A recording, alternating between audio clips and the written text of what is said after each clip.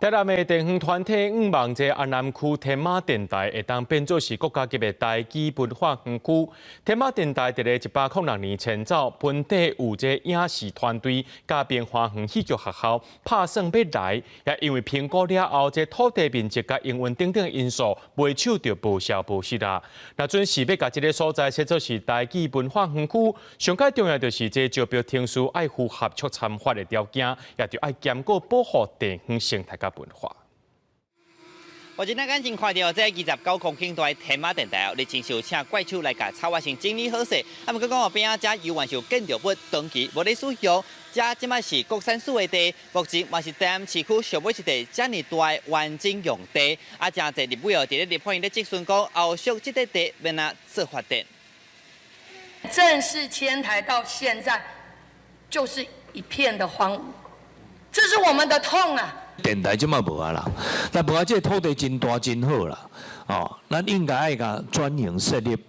文化园区啦，尤其台语文化园区则非常适合啦。2019年国家机构发展法正式实行，互保语有国家机构的地位。到当5档啊，民间也是认为团团有危机。立委赞声甲这称作台语文化园区，根据统计，台湾本土语园区的推测状况，原住民文化园区30个，客家文化园区有24个，那台语文化园区唯一一个伫中华。地方认为，台江内海是台湾历史重要的起步点，园区设伫遮合情合理。来推测这台语文化园区，咱想讲。种一个迄经济吼，啊，对遮台语文化开始对遮来生团。那想讲咱古早台湾的这个历史，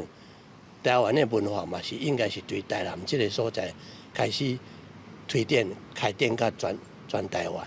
共款迄种意义。地方是希望迄块地开发，你若讲无较好的建设的话，我宁愿放做，等有一个较适合的物件来做，我感觉这较会哦，莫搁乌白利用。其实因为嘛，捌有人提议，甲天马电台基地来设影视园区，也是明华园戏剧学校，认为乃无消无息的，因为当时这块地是依照促参法来进行招商。条件包括：第一，业者拢总爱提出30亿基础建设经费；第二，合约至少爱办50档；第三，主要营运者可袂使换人，条件不加悬。我们更关心的是地方对这块地伊的开发的需求，比如讲你对地方的经济、地方的就业经济、就业环境，你有什么样的发展？不能污染生态环境。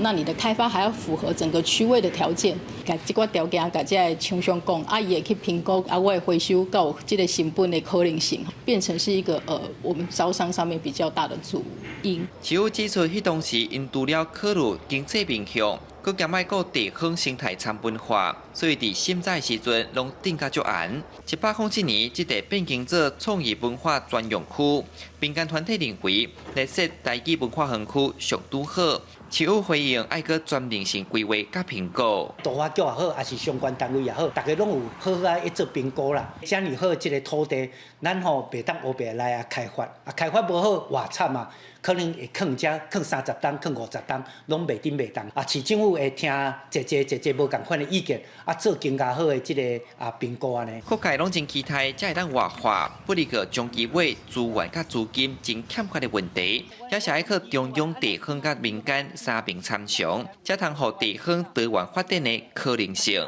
记者从台南采访报道。